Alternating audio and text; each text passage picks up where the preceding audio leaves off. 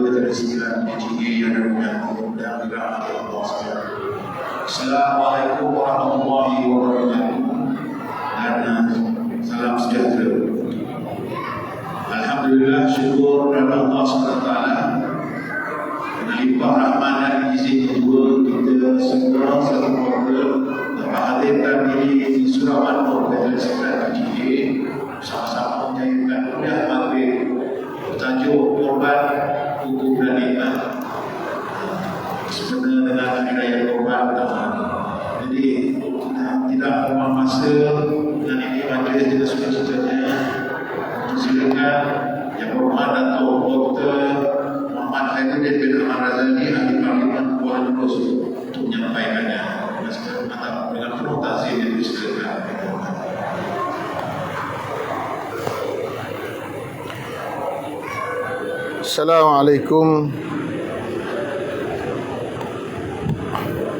Assalamualaikum warahmatullahi taala wabarakatuh.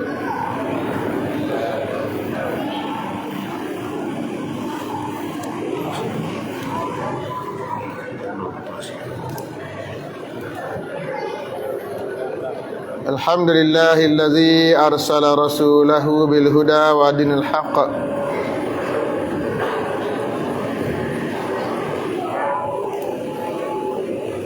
liyudhhirahu 'ala dini kullihi walau karihal musyrikun. Asyhadu an la ilaha illallah wahdahu la syarika lah wa asyhadu anna Muhammadan 'abduhu wa rasuluh. Allahumma salli wa sallim wa barik 'ala Muhammad wa 'ala alihi wa ashabihi wa man da'a bi da'watihi wastanna bi sunnatihi ila yaumiddin, amma ba'd. Faqala ta'ala ba'da a'udzu billahi minasy syaithanir rajim. Bismillahirrahmanirrahim. Inna a'tainakal kautsar fashalli li rabbika wanhar inna syani'aka huwal abtar. Sesungguhnya kami telah kurniakan pada kamu, wahai Muhammad, Al-Kautsar. Justru hendaklah kamu mengerjakan salat dan juga menyembelih. Sesungguhnya orang yang benci kamu itu pasti terputus. Sadaqallahul azim.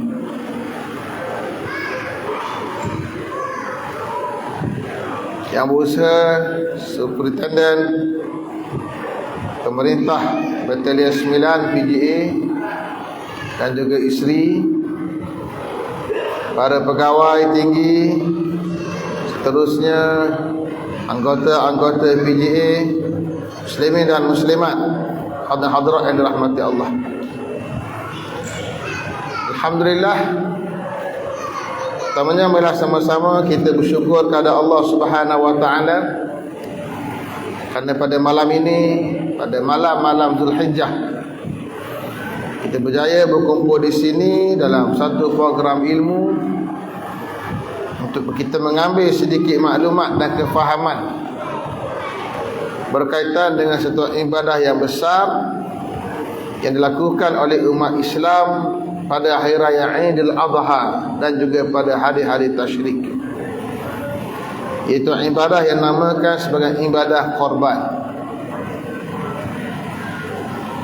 Ibadah korban disebut dalam bahasa Arab sebagai al-udhiyah, tapi juga disebut dalam ayat Al-Quran dengan perkataan kurban. Dan hari ini perkataan yang menjadi kegunaan orang-orang Melayu kita adalah perkataan korban, merujuk kepada al-udhiyah. Apakah yang dimaksudkan dengan korban ataupun ibadah korban? Ibadah korban merujuk kepada ibadah menyembelih binatang ternakan, terdiri daripada unta, lembu, kambing, yang dilakukan pada hari raya Aidil Adha dan juga pada hari-hari tasyrik yang 3, dilakukan semata-mata kerana mendapatkan pahala daripada Allah Subhanahu wa taala. Itu yang dikatakan sebagai ibadah korban. Apa yang kita faham daripada takrifan tersebut ialah, pertama sekali, korban adalah ibadah. Yang dimaksudkan dengan ibadah ialah perhambaan diri seorang manusia kepada Allah Subhanahu wa taala yang mencipta diri dia. Bila disebut namanya ibadah, maka tentulah perlakuannya atau perbuatannya terdapat kaedah-kaedah, cara-cara yang ditetapkan oleh Allah Subhanahu wa taala. Kerana ibadah tidak akan menjadi ibadah melainkan menggunakan kaedah yang dikehendaki oleh Allah Ta'ala. Kerana sifat ibadah ialah tunduk dan patuh kepada perintah dan kehendak Allah Subhanahu wa taala. Yang kedua, kita faham juga dari situ bahawa ibadah yang namanya korban tadi adalah melibatkan sembelihan. Dan sembelihan itu satu kaedah cara mematikan seekor binatang dengan cara yang paling baik, yang tidak menyeksa binatang, yang dipanggil sebagai sembelihan, yang disebut juga sebagai an-nahru. Penyembelihan melibatkan urat yang mesti diputuskan untuk memastikan binatang itu mati dalam keadaan yang paling ringan azabnya. Hingga berdasarkan kajian, penyembelihan adalah kaedah yang paling kurang azab bagi matikan seekor binatang.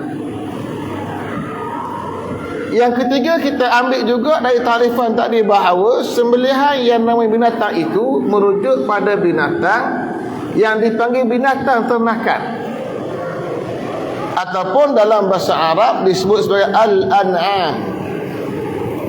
Al-an'am ataupun terjemahan kita dalam bahasa Melayu, binatang ternakan, merujuk kepada satu binatang yang namanya unta, yang tentu tidak ada dalam negara kita. Yang kedua, binatang yang namanya lembu. Samalah juga, seangkatan dengan lembu adalah kerbau. Yang ketiga, binatang yang namanya kambing. Tak kira kambing yang kita panggil kibas atau berbiri dalam bahasa kita, bahasa Melayu, ataupun kambing yang kita panggil kambing kampung, yang tidak ada bulu yang banyak macam berbiri, yang penting kambing. Ini 3 jenis binatang yang namanya binatang ternakan yang perlu disembelih. Maka automatik kita faham terkeluar dari situ binatang lain, sama ada ayam, sama ada itik. Walaupun kita sembelih ayam, kita sembelih itik, dia tak masuk kategori binatang ternakan. Binatang ternakan, binatang berkaki 4. Juga tak masuk binatang yang dibeli macam rusa. Ada orang dia beli rusa hari ni. Ada orang tanya pada jawatankuasa fatwa Negeri Sembilan, boleh ke tidak nak sembelih namanya rusa. Sebab hari ni orang mula membela rusa. Tak boleh. Yang boleh hanyalah 3 binatang yang kita katakan tadi. Walaupun begitu, setengah ulama bincang, kalau tak ada binatang ternakan yang boleh disembelih, bolehkah disembelih binatang-binatang lain? Yang punya tak boleh atas nama korban, boleh atas nama nak makan. Atas nama korban, udhiyah nak boleh, pahala udhiyah, pahala korban tak boleh. Tapi nak sembelih atas nama makan, sembelih lah.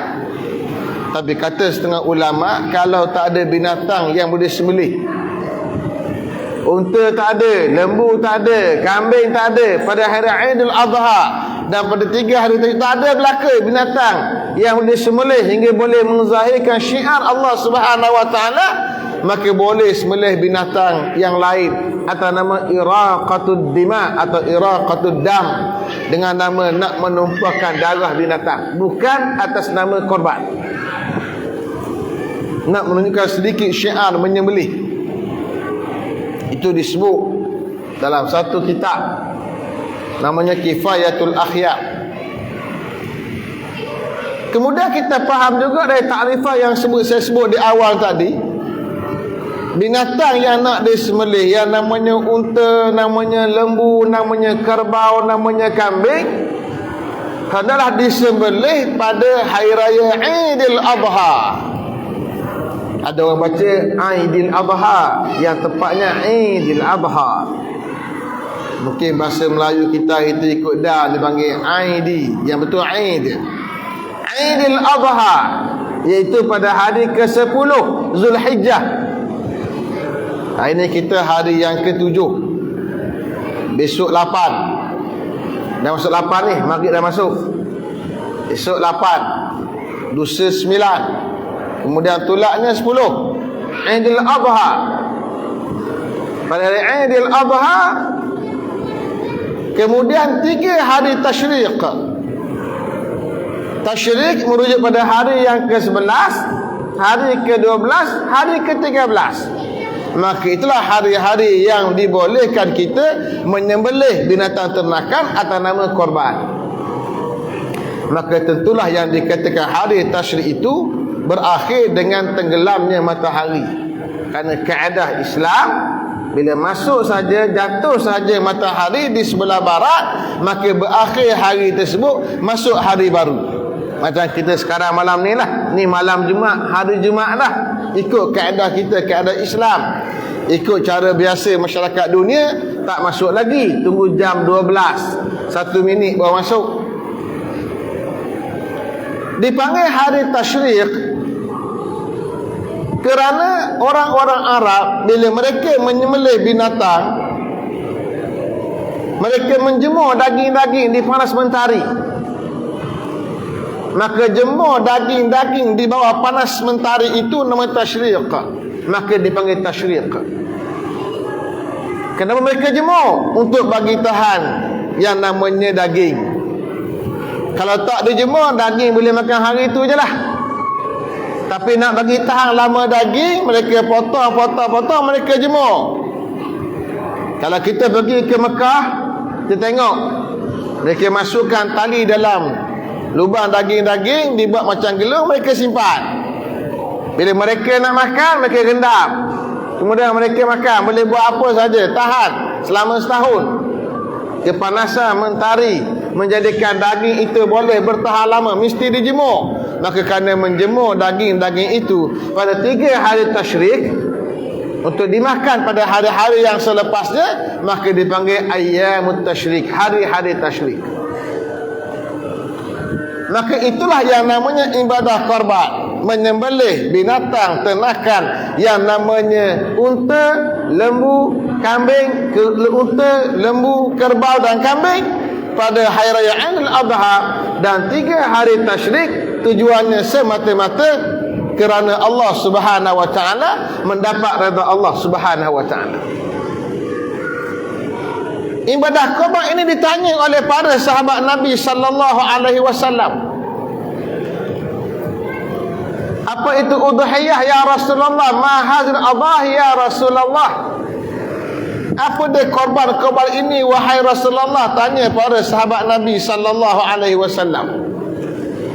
Dalam satu hadis riwayat Ahmad, lalu kata Nabi sallallahu alaihi wasallam, tilka sunnatu abikum Ibrahim.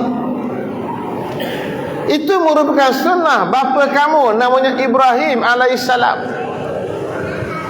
Maka dengan jawapan Nabi sallallahu alaihi wasallam itu, fahamlah kita bahawa ibadah korban adalah kesinambungan satu ibadah yang dimulakan oleh Nabi kita namanya Ibrahim alaihissalam.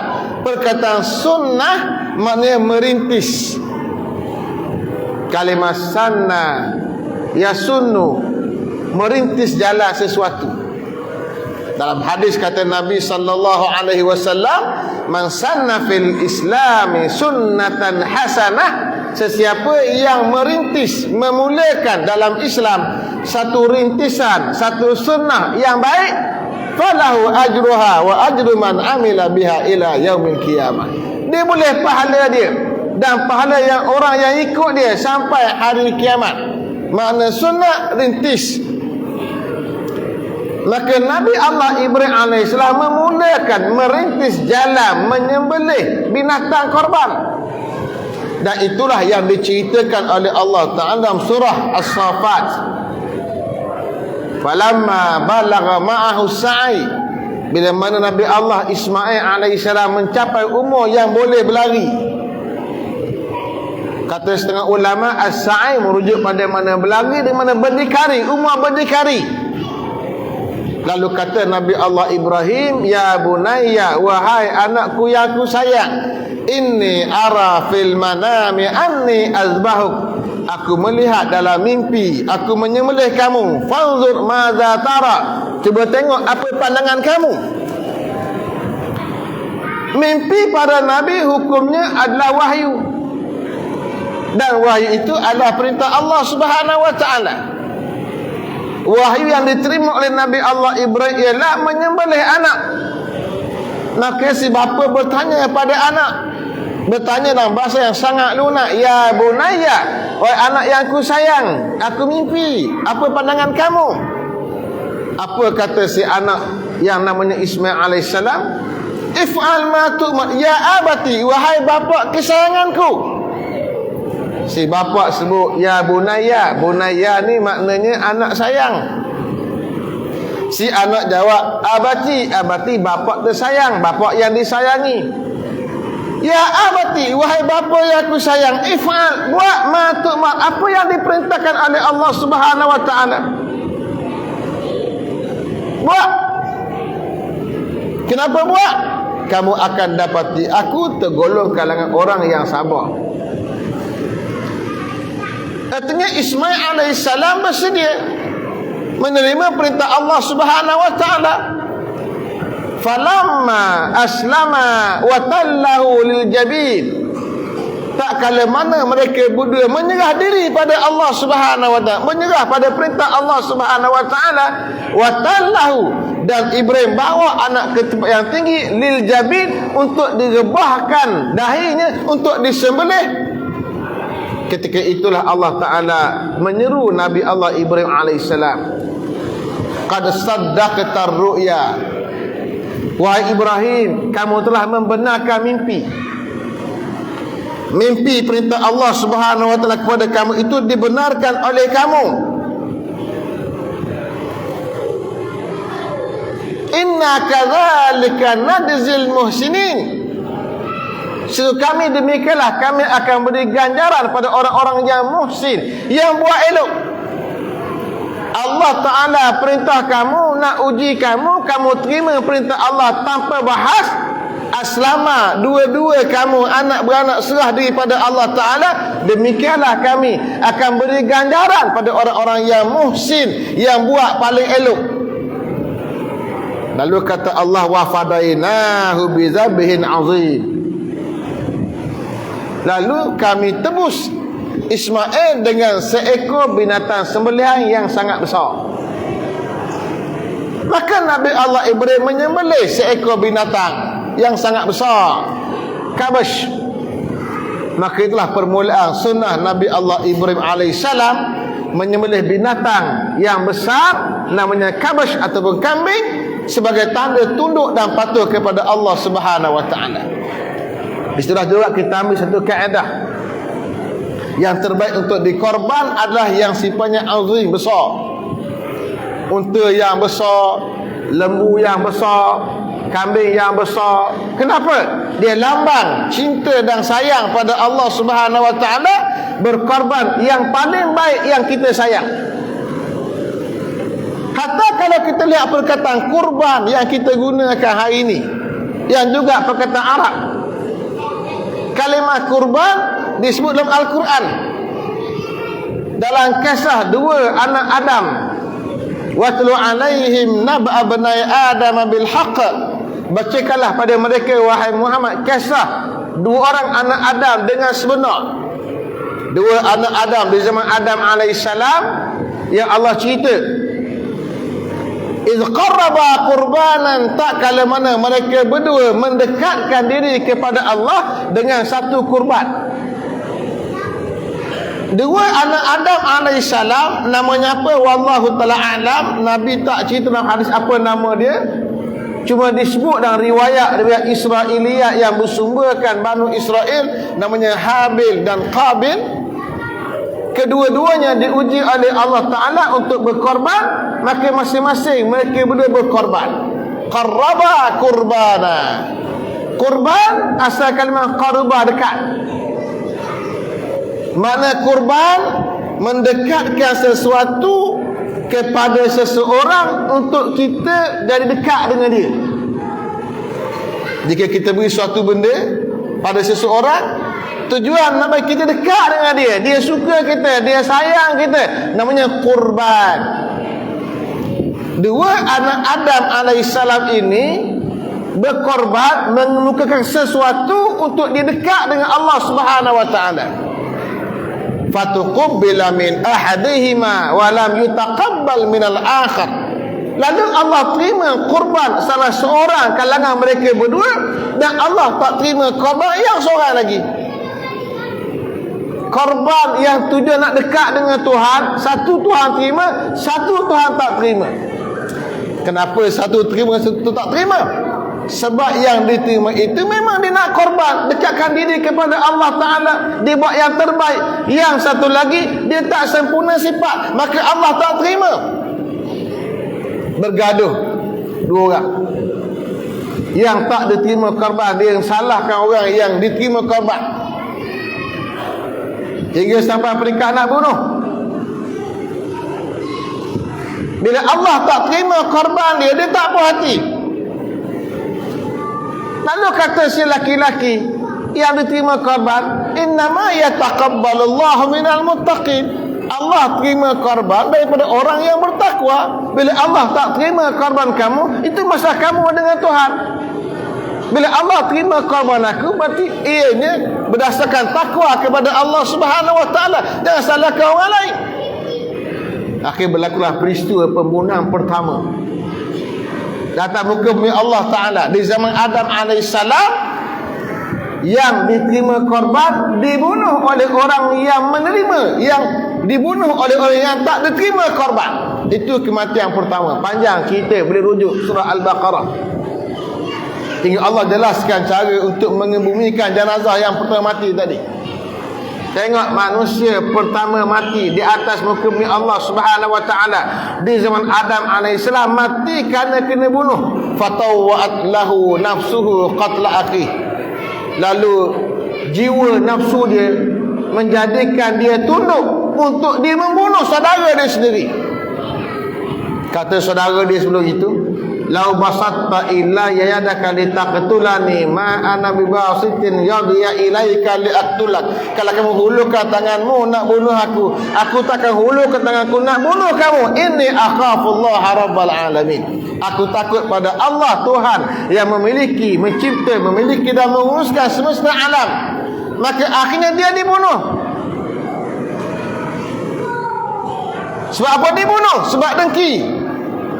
Dengki sebab apa? Dengki kerana ibadat tak diterima. Tengok manusia pertama mati. Mati kerana dibunuh satu, dibunuh sebab dengki dua. Dengki pula bukan berkaitan duniawi, dengki kerana ibadat. Ibadat korban itu dia tak, Allah tak terima, yang satu dia terima. Dia korban apa? Wallahu ta'ala a'lam. Nabi tak cerita, Quran tak perincikan. Cuma ada sumber Israiliyat dan Banu Israel menceritakan ni korban apa, ni korban apa. Saya tidak berhasrat untuk menceritakan apa dia riwayat Israiliyat berkaitan cerita ini. Yang penting mereka berdua korban dan jadi sebab untuk berbunuhan. Seorang mati, maka matilah manusia pertama. Maka tak pelik manusia sepanjang zaman berbunuh-bunuhan. Kalau sebab kerana agama boleh berbunuh-bunuh, apatah lagi kerana dunia yang nampak di mata. Maka di situ kita ambil perkataan kurban. Kurban dengan maksud tujuan nak dekat dengan Allah Subhanahu wa taala. Maka sesuatu yang nak didekatkan kepada Allah dengan tujuan nak bagi dekat dengan Allah Subhanahu wa taala, mesti ada syarat-syarat untuk Allah terima ibadat korban dia. Antaranya apa? Melibatkan apa niat dia?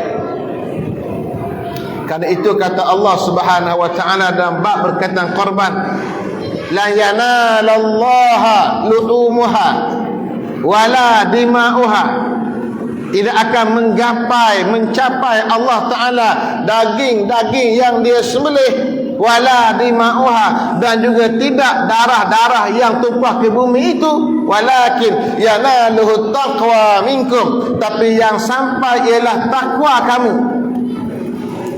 Takwa kata Nabi hahuna, at-taqwa hahuna, Nabi tunjuk di dada.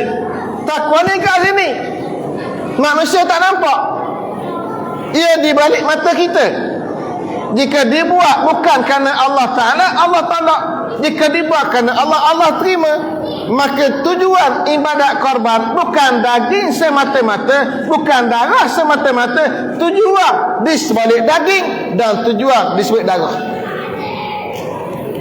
Ayat ini juga menarik untuk kita bincang. Kerana Allah telah sebut dua perkara menunjukkan korban. Satu daging, satu darah. Sebab itulah saya sebutkan di awal tu, satu pendapat ulama yang tidak boleh menyembelih korban sebab tak ada korban binatang yang dapat disembelih. Maka ambil keadaan tumpahkan darah juga, ambil keadaan darah nak tumpah. Kan tujuan asal nak bagi darah tumpah, bagi daging itu diagihkan. Tujuan asalnya begitu. Tak ada buat cara lain bukan tanpa korban, sekadar menghidupkan syiar daging dan syiar tumpah darah.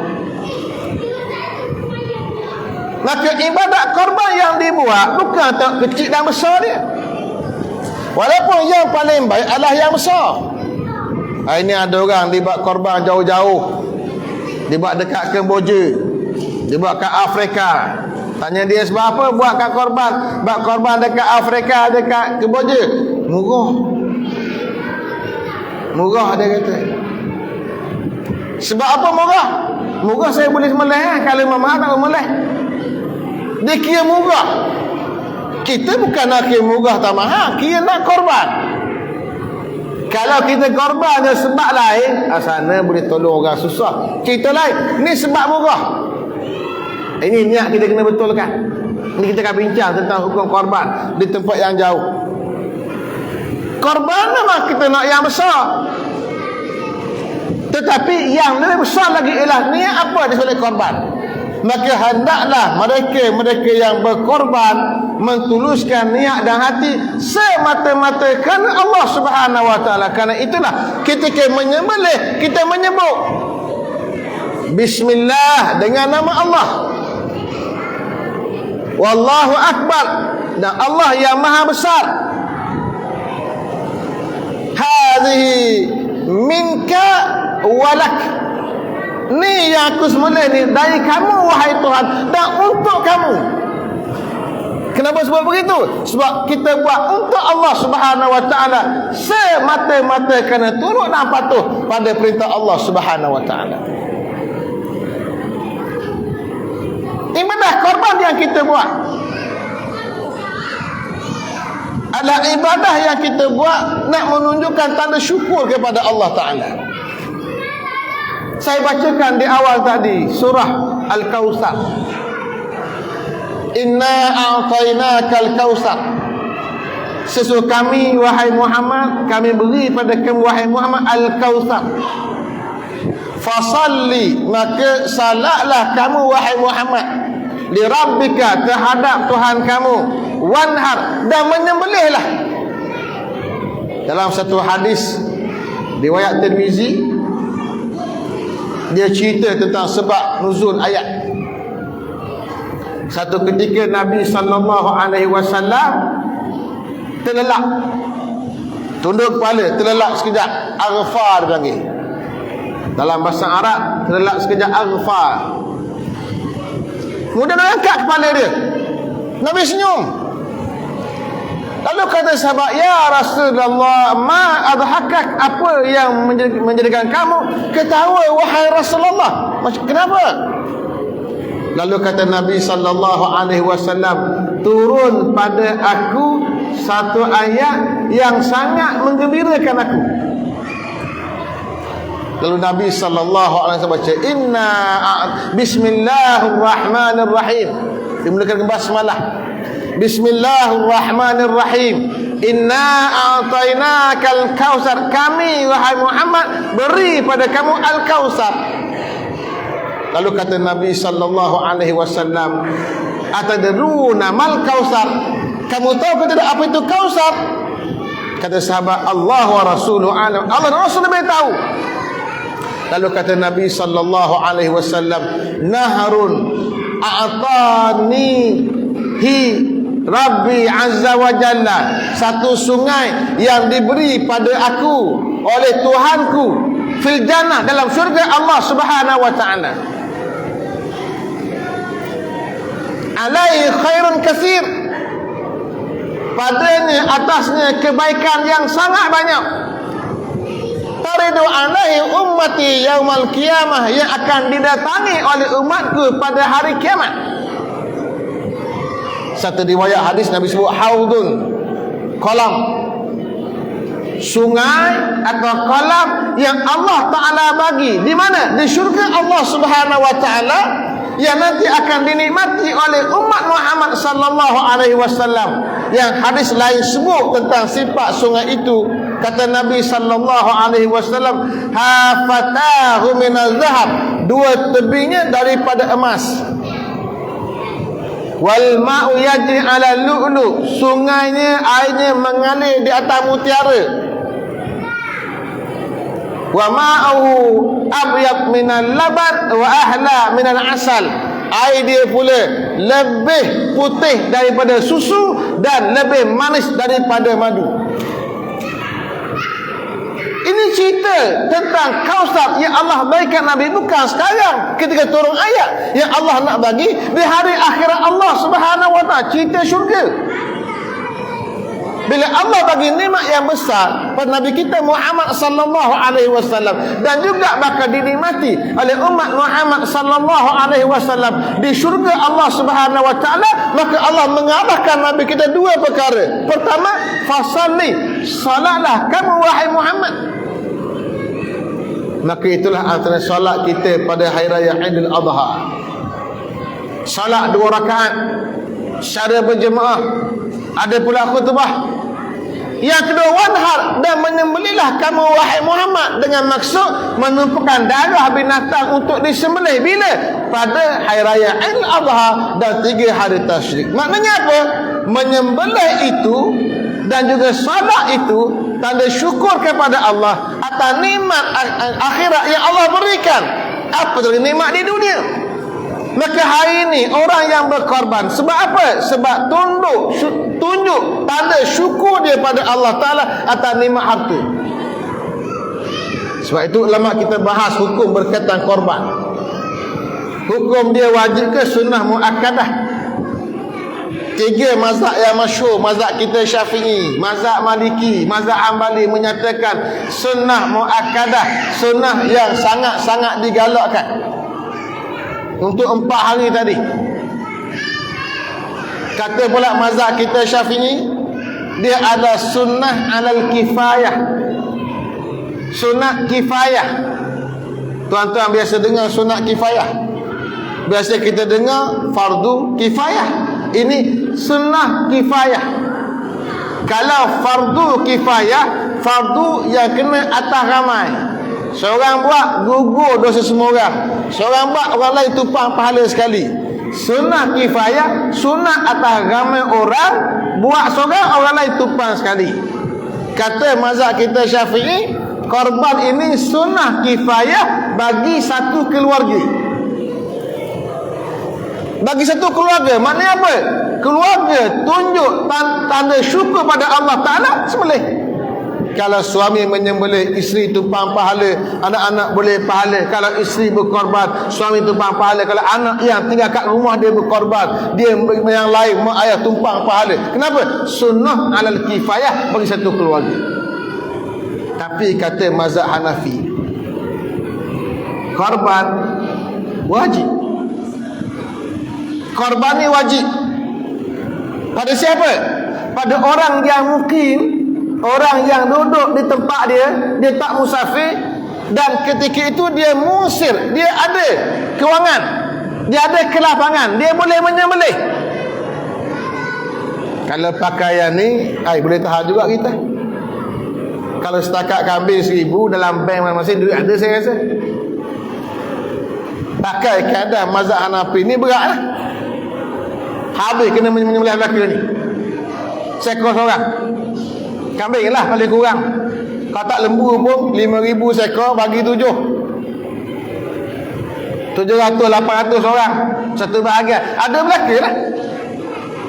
Bila kita gabung antara dua pendapat, yang kata wajib dengan kata sunnah, keadaan takah disebut khuruj minal khilafi mustahab, keluar daripada khilaf ulama yang kata wajib ni sunnah. Maka kat situ dah datang hukum sunnah muakkadah, sunnah yang sangat-sangat digalakkan. Berdasarkan satu hadis Nabi sallallahu alaihi wasallam, ma amila ibnu Adam yauman nahri ahabba ila Allah min iraqatid dami. Tidak dibuat oleh seorang anak Adam pada hari an-nahar, hari menyembelih atau hari Idul Adha, termasuk 3 hari tasyrik, satu amalan yang Allah Taala suka berbanding amalan iraqatid dami, tumpahkan darah, menyembelih. Fa innahu ya'ti yaumal qiyamati, nanti dia akan datang pada hari kiamat, bi quruniha, dengan tanduk-tanduk dia, wa asy'ariha, dengan bulu-bulu dia, wa azlafiha, dengan tapak-tapak kaki dia. Akan datang pada hari kiamat menyaksikan kita yang tunduk dan patuh sembelih kerana Allah Subhanahu wa taala. Fa inna dama la yaqa bi makanin qabla an yaqa min al-ardi. Sesungguhnya darah yang tumpah itu telah jatuh di satu tempat sebelum dia jatuh ke bumi. Ini dibahas oleh ulama, apa maksud dia. Kata Nabi sallallahu alaihi wasallam, darah yang tumpah bila kita sembelih, darah tumpah ke bumi, darah itu telah jatuh terlebih dahulu di satu tempat yang tak nampak di mata kita sebelum tumpah ke bumi. Kata ulama, ini kinayah, menggambarkan Allah Ta'ala suka, Allah terima korban kita buat. Bila sembelih korban, darah tak tumpah bumi, Allah terima dah. Itu kata setengah ulama maksud dia. Ada kata setengah ulama itu makna hakiki, bukan majazi. Mana betul? Darah tumpah suruh tempat lain yang tak nampak di mata kita, itu kerja Allah Subhanahu wa taala, tak nampak di mata kita. Kerana alam yang nampak ni kecil sangat, sikit sangat, yang tak nampak lagi besar. Alam jin tak nampak, mana orang nampak alam jin? Alam kematian tak nampak. Binatang boleh dengar teriakan orang mati, kita tak dengar teriakan orang mati dalam kubur. Alam ghaib tak nampak di mata. Lalu kata Nabi sallallahu alaihi wasallam, fatibu biha nafsa, maka perelokkan dengannya jiwa kamu. Maksudnya apa? Perelokkan dengan sembelih itu jiwa kamu. Nak elokkan jiwa, sembelih. Sebab apa? Bila kita mengeluarkan harta, semua orang sayangkan harta. Tak ada orang tak sayang harta. Sifat manusia, zuyyina lin-nasi hubbus syahawat, dihiasi dalam diri manusia hubbus syahawat, suka keinginan-keinginan. Minan nisa wal banin wal qanatiril muqantarah, suka perempuan, suka anak-anak, suka qanatiril muqantarah, barang-barang yang berharga, emas dan juga perak. Itu sifat manusia suka. Tiba-tiba walaupun dia suka harta benda hak dia ada, kerana Allah Subhanahu wa taala dia keluarkan, dia pergi sembelih. Maka perkara yang dibuat tadi memperelokkan jiwa dia yang bergantung pada dunia. Sebab itulah kita katakan tadi, korban tadi tanda syukur manusia kepada Allah Subhanahu wa taala ada kerana nikmat keduniaan, nikmat harta yang diberikan oleh Allah Subhanahu wa taala. Maka sesiapa yang nak menyempurnakan syukur dia kepada Allah atas nikmat yang Allah Taala bagi, menyembelihlah. Ada orang mungkin tak pernah sembelih seumur hidup dia. Malam ni kita bincang tanam tekad, nak buat 3-4 hari dah lagi. Kalau tak dah, tanam niat lah. Simpanlah duit RM1 sehari, setahun RM365. Takkan RM1 sehari tak lalu. Rokok banyak lagi. Simpan lebih sikit, Biar boleh menyembelih seekor kambing setidak-tidak pada tahun akan datang 1000 seekor, 800 pun ada yang kecil, yang kecil lagi 600, asal ada boleh melih. Tanda syukur kita. Dan oleh kerana tanda syukur kepada Allah, syukur atas nikmat harta, dan harta itu pula ada cara kita bersyukur dengan nikmat itu, diagihkan harta. Maka konsep korban adalah daging yang untuk diagih. Kerana itulah kata ulama, siapa yang sembelih korban, dia wajib bagi sekurang-kurang 1 juzuk kepada orang miskin. Sekurang-kurang 1 juzuk. Ulama bahas juzuk ni banyak mana. Qadar lukmah, qadar yang boleh masuk mulut kenyang makan. Qadar lukmah, qadar segenggam masuk mulut yang boleh kenyang. Qadar tu sikit sangat, qadar paling kurang kena beri. Sebab apa? Tujuan sebab nak bagi. 2 ayat Quran dalam surah Al-Hajj berkaitan dengan korban. Fakulu minha, makanlah kamu dari daging korban tadi. Daging yang kamu sembelih, kamu kena makan, sunat makan. Wa at'imul ba'is al-faqir, dan bagilah makan kepada al-ba'is al-faqir. Apa makna al-ba'is? Orang sesak. Al-faqir, orang miskin. Allah guna 2 sifat nak tunjuk orang susah sungguh. Al-ba'is al-faqir, yang sesak lagi susah, lagi berhajat. Maknanya apa? Ayat itu menggambarkan, satu, kita makan daging korban sebab dia daging yang baik, yang disembelih kerana Allah Ta'ala, yang sembelih untuk taqarrub, nak dekat dengan Allah Ta'ala. Satu, agihkan orang. Siapa orang tu? Fakir miskin tadi. Sekurang-kurang. Datang pula ayat satu lagi dalam surah yang sama, Allah tunjuk kaedah yang lagi cantik. Wa at'im fakulu minha wa at'imul qani'a wal mu'tar, makanlah kamu daripadanya dan beri makanlah kepada al-qani' dan al-mu'tar. 2 golongan lagi. Apa makna al-qani'? Apa makna al-mu'tar? Ulama berbeza pendapat.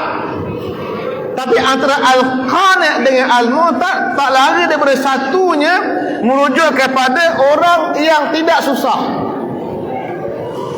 Kata setengah ulama, al-qani' orang yang redha dengan rezeki Allah beri kat dia. Allah bagi rezeki, dia redha, cukup untuk dia makan, dia redha, dia tidak berhajat pada hal lebih lagi dah.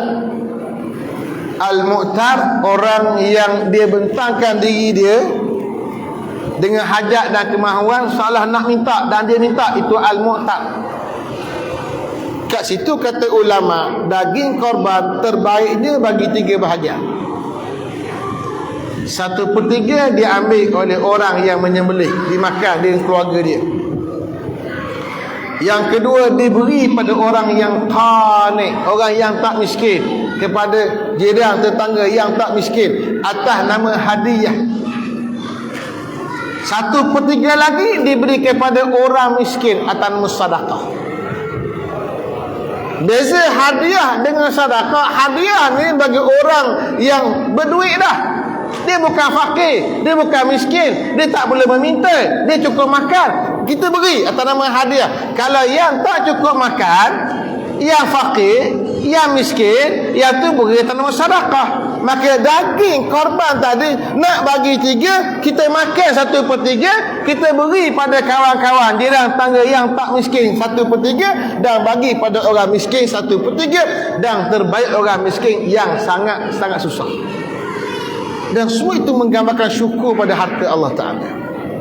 Syukur nikmat harta kita makan sendiri. Apa nak makan? Tuan-tuan, daging korban daging yang baik. Kalau orang lain sembelih kambing, sembelih lembu nak jual, bukannya nak bagi ke orang. Yang ni kita sembelih niat betul-betul kerana Allah Ta'ala. Kalau daging lain sembelih baca bismillah saja, hak ni baca bismillah, baca Allahu Akbar. Hak ni baca bismillah, baca Allahu Akbar, dibuat pada 4 hari yang mulia. Ini dibuat semata-mata kerana Allah.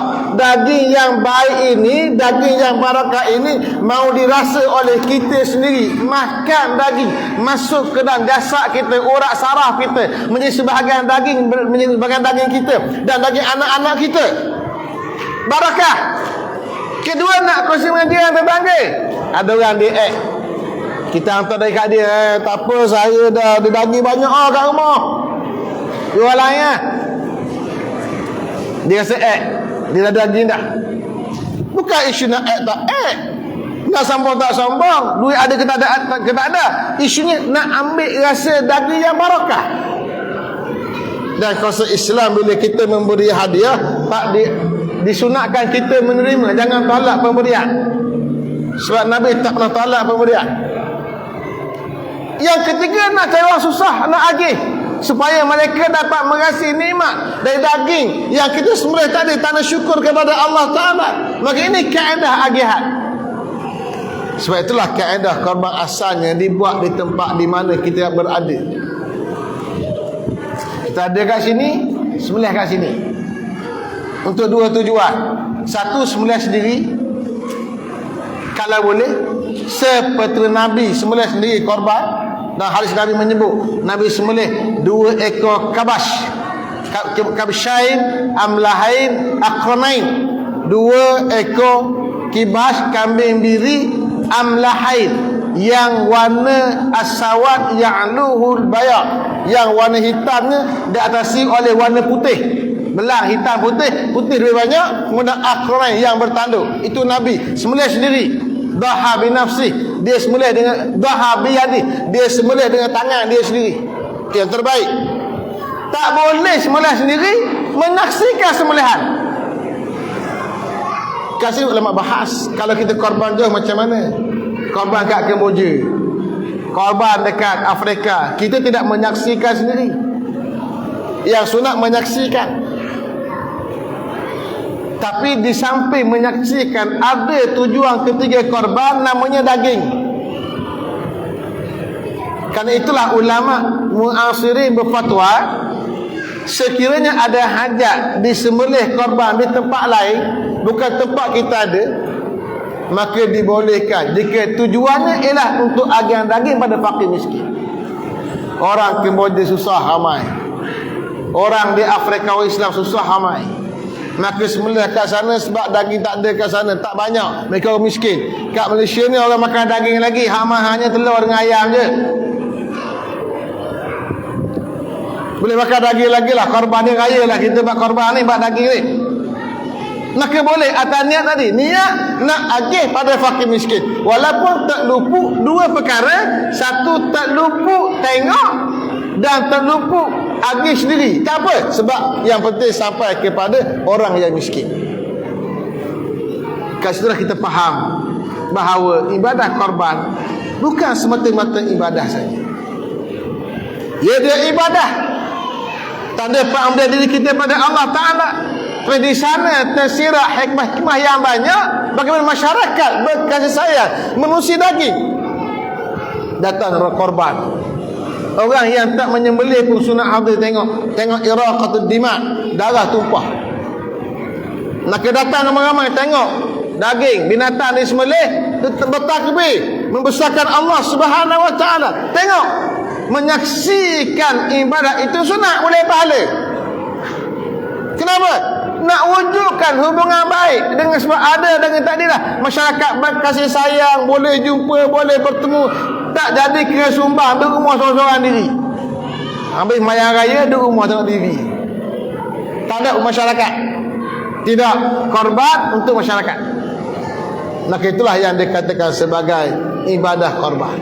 Mudah-mudahan apa yang saya sampaikan ini walaupun tidak panjang, cukup boleh menjelaskan pada kita semua pada malam ini tentang hukum hakam korban yang sedikit, dan juga hikmah daripada pensyariatan ibadah korban yang nanti kita akan laksanakan pada raya kita nanti insya-Allah. Wallahu taala alam. Aqulu qali hadza wa astaghfirullahal azim li wa lakum. Wassalamu alaikum warahmatullahi taala wabarakatuh.